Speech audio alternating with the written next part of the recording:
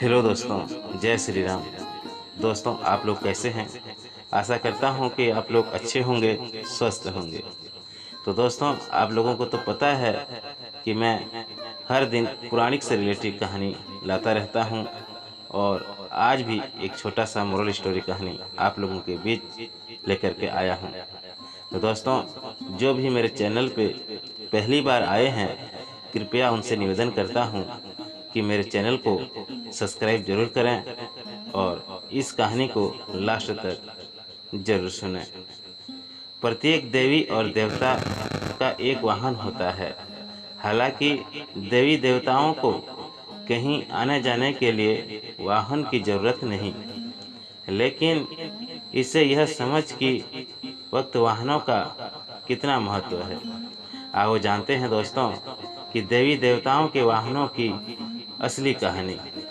देवी देवताओं ने अपने वाहन के रूप में कुछ पशु या पक्षियों को चुना है, तो इसके पीछे उनकी वरिष्ठ योग्यता ही रही है। ब्रह्मा अर्थात ईश्वर ही मात्र स्वच्छ हैं। देवी और देवता एक ब्रह्म के प्रतिनिधि हैं। देवी और देवता 33 प्रकार के होते हैं और उच्च 33 प्रकार के देवी देवताओं के हजारों गुण होते हैं, जिन्हें देवगण कहा गया है। आध्यात्मिक, वैज्ञानिक और व्यवहारिक कारणों से भारतीय मनुष्यों ने भगवानों के वाहनों के रूप पशु पक्षियों को जोड़ा है। यह भी माना जाता है कि देवताओं के साथ पशुओं को उनके व्यवहार के अनुरूप जोड़ा गया है। अगर पशुओं को भगवान के साथ नहीं जोड़ा जाता तो शायद पशु के प्रति हिंसा का व्यवहार और भी ज़्यादा होता। भारतीय मनुष्यों ने प्रकृति और उसमें रहने वाले जीवों की रक्षा का एक संदेश दिया है। हर पशु किसी न किसी भगवान का प्रतिनिधि है, उनका वाहन है, इसलिए इनकी हिंसा नहीं करनी चाहिए। माना जाता है कि गिद्धों, गरुड़ की एक ऐसी प्रजाति थी जो बुद्धिमान मानी जाती थी और उसका काम संदेश को इधर से उधर ले जाना होता था। जैसे कि प्राचीन काल से कबूतर भी यह कार्य करते आए हैं। भगवान विष्णु का वाहन है गरुड़। प्रजापति कश्यप की पत्नी विंता के 2 पुत्र हुए, गरुड़ और अरुण। गुरुजी विष्णु की शरण में चले गए और अरुण जी सूर्य के सारथी हुए। समाप्ति और जटायु इन्हीं अरुण के पुत्र थे। राम के काल में समाप्ति और जटायु की बहुत ही चर्चा होती है। ये दोनों भी दंडकारण्य क्षेत्र में रहते थे। खासकर मध्य प्रदेश, छत्तीसगढ़ में इनकी जाति के पक्षियों की संख्या अधिक थी। छत्तीसगढ़ के दंडकारण्य में गिद्धराज जटायु का मंदिर है। स्थानीय मान्यता के मुताबिक दंडकारण्य के आकाश में ही रावण और जटायु का युद्ध हुआ था और जटायु के कुछ अंग दंडकारण्य में आ गिरे थे, इसलिए यहाँ एक मंदिर है। दूसरी ओर मध्य प्रदेश के देवास जिले की तहसील बालगी में जटाशंकर नाम का एक स्थान है, जिसके बारे में कहा जाता है कि गिद्धराज जटायु वहाँ तपस्या करते थे। जटायु पहला ऐसा पक्षी था जो भगवान राम के लिए बलिदान हो गया था। जटायु का जन्म कहाँ हुआ यह पता नहीं, लेकिन उनकी मृत्यु दंडकारण्य में हुई थी। माँ लक्ष्मी का वाहन उल्लू क्यों बना? उल्लू सबसे बुद्धिमान निशाचरी प्राणी होता है। उल्लू को भूत और भविष्य का ज्ञान पहले से ही हो जाता है। उल्लू को भारतीय संस्कृति में शुभता और धन संपत्ति का प्रतीक माना जाता है। जब पूरी दुनिया सो रही होती है तब यह जागता है। यह अपनी गर्दन को 170 अंश तक घुमा लेता है। यह रात्रि में उड़ते समय पंख की आवाज नहीं निकालता है और इसकी आंखें कभी नहीं झपकती है। उल्लू का हु उच्चारण एक मंत्र ही है। तो दोस्तों, उल्लू कैसे बना माता लक्ष्मी का वाहन? प्राणी जगत की संरचना करने के बाद एक रोज सभी देवी देवता धरती पर विचरण के लिए आए। जब पशु पक्षियों ने उन्हें पृथ्वी पर घूमते हुए देखा तो उन्हें अच्छा नहीं लगा और वह सभी एकत्रित होकर उनके पास गए और बोले, आपके द्वारा उत्पन्न होने पर हम धन्य हुए हैं। हम आपको धरती पर जहाँ चाहेंगे वहाँ ले चलेंगे। कृपया आप हमें वाहन के रूप में चुनें और हमें कृतार्थ करें। देवी देवताओं ने उनकी बात मानकर उन्हें अपने वाहन के रूप में चुनना आरंभ कर दिया। जब लक्ष्मी जी की बारी आई तब वह असमंजस में पड़ गई। किस पशु पक्षी को अपना वाहन चुने? इस बीच पशु पक्षियों में भी होड़ लग गई कि वह लक्ष्मी जी के वाहन बने।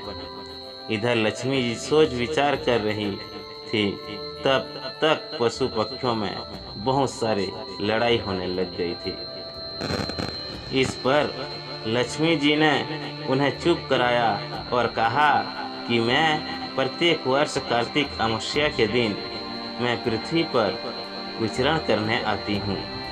उस दिन मैं आपसे किसी एक को अपना वाहन बनाऊंगी।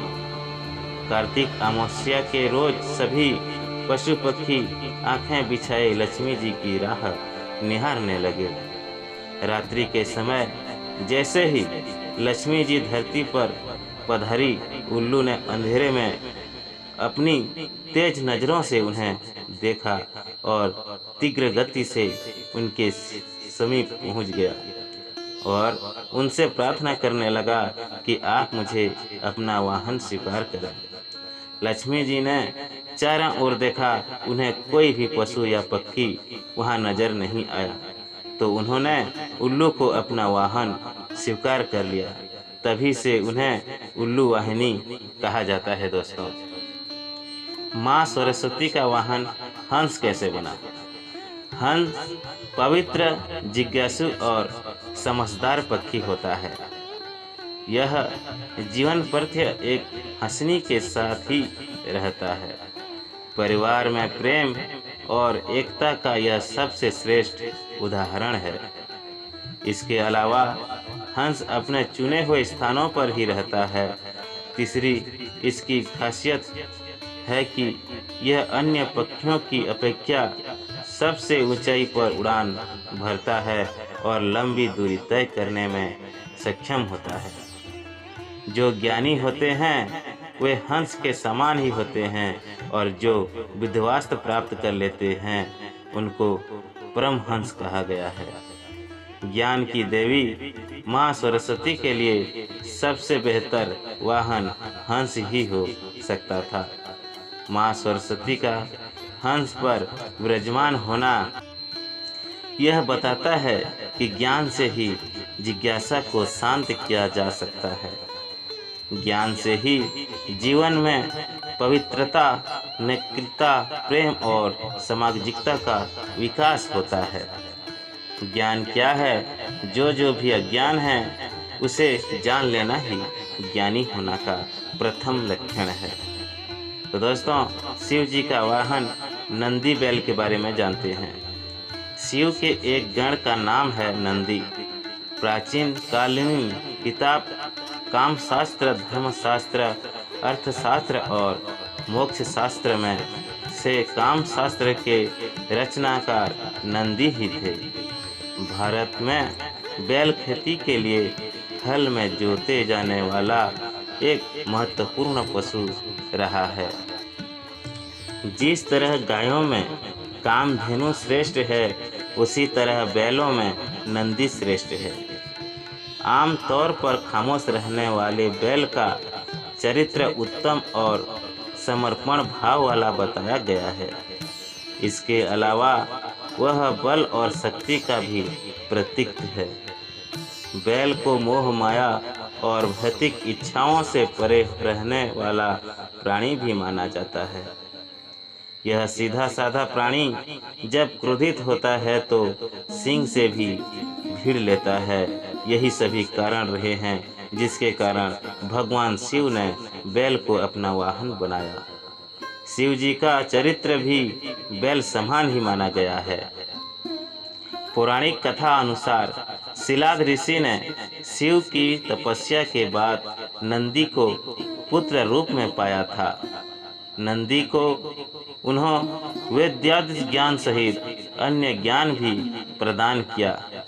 एक दिन शिलाद ऋषि के आश्रम में मित्र और अरुण नाम के 2 दिव्य संत पधारे और नंदी के पिता की आज्ञा से उनकी खूब सेवा की।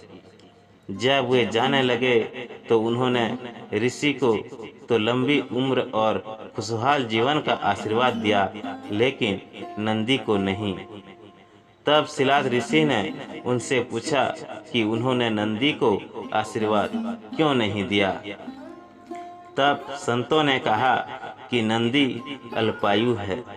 यह सुनकर शिलाद ऋषि चिंतित हो गए। पिता की चिंता को नंदी ने भांप कर पूछा, क्या बात है? तो पिता ने कहा कि तुम्हारी अल्पायु के बारे में संत कह गए हैं, इसलिए चिंतित हूँ।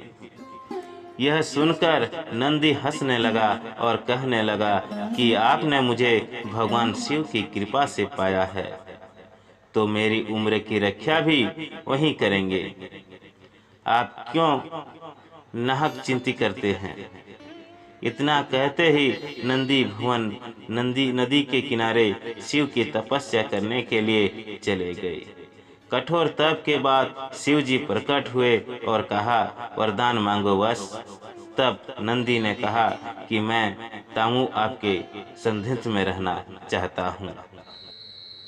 नंदी के समर्पण से प्रसन्न होकर भगवान शिव ने नंदी को पहले अपने गले लगाया और उन्हें बैल का चेहरा देकर उन्हें अपने वाहन, अपना दोस्त, अपने गणों में सर्वोत्तम के रूप में स्वीकार कर लिया।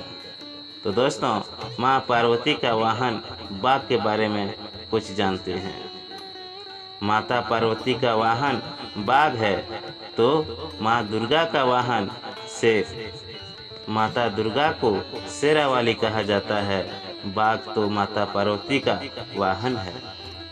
बाघ अदम्य साहस, क्रूरता, आक्रामकता और सक्रियता का प्रतीक है।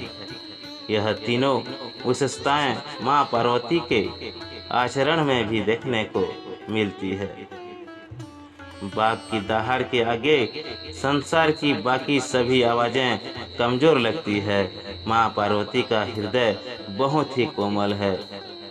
माँ की पूजा यदि सच्चे मन और श्रद्धा के साथ की जाए तो हर बिगड़े कार्य बन जाते हैं। बहुत ही कोमल है माँ की पूजा। यदि सच्चे मन और श्रद्धा के साथ की जाए तो हर बिगड़े कार्य जरूर बन जाते हैं। दोस्तों, एक दिन माँ पार्वती और भगवान शिव साथ बैठे थे। मजाक में ही शिव जी ने माता को काली कह दिया। माँ को बहुत लगा और वह कौशल छोड़कर एक वन में चली गई और कठोर तपस्या में लीन हो गई। इस बीच एक भूखा शेर माँ पार्वती को खाने की इच्छा से वहाँ पहुँचा, लेकिन वह वहीं चुपचाप बैठ गया। माता के प्रभाव के चलते वह बाघ भी तपस्या कर रही माँ के साथ वहीं सालों चुपचाप बैठा रहा। माँ ने हट कर ली थी कि जब तक वह गोरी नहीं हो जाएंगी तब तक यहीं तपस्या करेंगी। तब शिव जी वहाँ प्रकट हुए और देवी को गोरा होने का वरदान देकर चले गए। फिर माता ने पास की ही नदी में स्नान किया और बाद में देखा कि एक बाघ वहाँ चुपचाप बैठा माता को ध्यान से देख रहा है। माता पार्वती को जब यह पता चला कि यह शेर उनके साथ ही तपस्या में यहाँ सालों से बैठा रहा है, तो माता ने प्रसन्न होकर उसे वरदान स्वरूप अपना वाहन बना लिया। तब से माँ पार्वती का वाहन बाघ हो गया। अब जानते हैं भगवान गणेश का वाहन मूषक के बारे में। दोस्तों, भगवानों में अपनी सवारी बहुत ही विशेष रूप से चुनी। उनके वाहन उनकी चारित्रिक विशेषताओं को भी बताते हैं। शिवपुत्र गणेश जी का वाहन है मूषक। मूषक शब्द संस्कृत के मूस से बना है, जिसका अर्थ है लूटना या चुराना। संकेतित रूप से मनुष्य का दिमाग मूषक चुराने वाले यानी चूहे जैसा ही होता है। यह स्वास्थ्य भाव से घिरा होता है। गणेश जी का चूहे पर बैठना इस बात का संकेत है कि उन्होंने स्वार्थ पर विजय पाई है और जन कल्याण के भाव को अपने भीतर जागृत किया है। वैज्ञानिक मानते हैं कि मनुष्य और चूहे के मस्तिष्क का आकार प्रकार एक समान है। चूहे का किसी न किसी रूप में मनुष्यों से कोई संबंध जरूर है, उसी तरह जिस तरह की चूहे और हाथी का। तो जानते हैं दोस्तों भगवान कार्तिकेय का वाहन मयूर के बारे में। मोर भारत का राष्ट्रीय पक्षी है। यह पक्षी जितना राष्ट्रीय महत्व रखता है, उतना ही धार्मिक महत्व भी। हिंदू पौराणिक कथाओं के अनुसार भगवान मुरुगन या उन्हें कार्तिकेय का वाहन मोर है। एक मान्यता अनुसार अरब में रह रहे जदीजी समुदाय कुर्द धर्म के लोग हिंदू ही हैं और उनके देवता कार्तिकेय हैं, जो मयूर पर सवार हैं। भारत में दक्षिण भारत में कार्तिकेय की अधिक पूजा होती है। कार्तिकेय को संकट भी कहा जाता है, जो शिव के बड़े पुत्र हैं। कार्तिकेय का वाहन मयूर है। एक कथा के अनुसार कार्तिकेय को यह वाहन भगवान विष्णु ने उनकी साधक क्षमता को देखकर ही भेंट किया था। मयूर का मान चंचल होता है। चंचल मन को साधना बड़ा ही मुश्किल होता है। कार्तिकेय ने अपने मन को साथ रखा था। वहीं एक अन्य कथा में इसे दंभ के नाशक के तौर पर कार्तिकेय के साथ बताया गया है। तो दोस्तों, अब पाली है इंद्र का वाहन सफ़ेद हाथी का। आजकल सफ़ेद हाथी तो बहुत कम पाए जाते हैं। इंद्र ने अपना वाहन ऐरावत नामक एक हाथी को बनाया। समुद्र मंथन के दौरान 14 रत्न में से एक ऐरावत की भी उत्पत्ति हुई थी। हाथी शांति, समझदार और तेज बुद्धि का प्रतीक है। ऐरावत को 4 दांत वाला बताया गया है। ऐरावत का यज्ञ जल है। अत ऐरावत समुद्र से उत्पन्न हाथी को ऐरावत नाम दिया गया है। महाभारत भीष्म पर्व के 8वें अध्याय में भारतवर्ष से उत्तर के भूभाग को उत्तर कुरु के बदले ऐरावत कहा गया है। जैन साहित्य में भी यही नाम आया है। यह उत्तर कुरु दरअसल उत्तरी ध्रुव में स्थित था। संभवतः वहाँ प्राचीन काल में इस तरह के हाथी होते होंगे, जो बहुत ही सफ़ेद और 4 दांतों वाले रहे होंगे। वैज्ञानिक कहते हैं कि लगभग 35,000 वर्ष पूरी तरह ध्रुव पर बर्फ नहीं बल्कि मानव आबादी आबाद रहती थी। यमराज का वाहन भैंस के बारे में जान लेते हैं दोस्तों। यम नाम एक वायु होती है। मरने के बाद व्यक्ति उच्च वायु में जाकर स्थिर हो जाता है और फिर प्रकृति चक्र अनुसार पुनः धरती पर जन्म ले लेता है। यम नामक एक देवता हैं जिनको मृत्यु का देवता कहते हैं। ये दक्षिण दिशा के दिक्पाल कहे जाते हैं। यमराज को भैंस पर सवार बताया गया है। भैंसा एक सामाजिक प्राणी होता है। सभी भैंस मिलकर एक दूसरे की रक्षा करते हैं। यह एकता का प्रतीक है। भैंस अपनी शक्ति और फुर्ती के लिए भी जाना जाता है। भैंसा अपनी शक्ति का कभी दुरुपयोग नहीं करता। भैंस अपनी आत्मरक्षा में ही किसी पर हमला करता है। भैंसे का रूप जिस तरह से भयानक होता है उसी तरह यमराज का रूप भी भयानक है। अतः यमराज उसको अपने वाहन के तौर पर प्रयोग करते हैं। व्यक्ति मरता है तो सबसे पहले यमदूतों के पल्ले पड़ता है, जो उसे यमराज के समक्ष उपस्थित कर देते हैं। यमराज को दंड देने का अधिकार प्रदान है।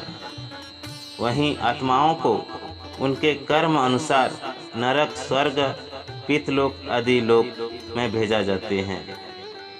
उनमें से कुछ को पुनः धरती पर फेंक दिया जाता है। उद्यत ईश्वर लिखता है, चित्रगुप्त का यमदूत पकड़ कर लाते हैं और यमराज दंड देते हैं। मृत्यु का समय ही नहीं, स्थान भी निश्चित है जिसे कोई टाल नहीं सकता। दोस्तों, कैसा लगा ये छोटा सा कहानी? अगर अच्छा लगा है तो एक लाइक मेरे वीडियो को जरूर करें और कमेंट बॉक्स में जय श्री राम जरूर लिखें। तो चलिए दोस्तों, ऐसा ही रोमांटिक कहानी, मोरल स्टोरी, पौराणिक से रिलेटेड लाता रहता हूँ। और आज की कहानी में इतना ही। मिलेंगे एक नई कहानी पर। तब तक के लिए जय हिंद, जय भारत, वंदे मातरम।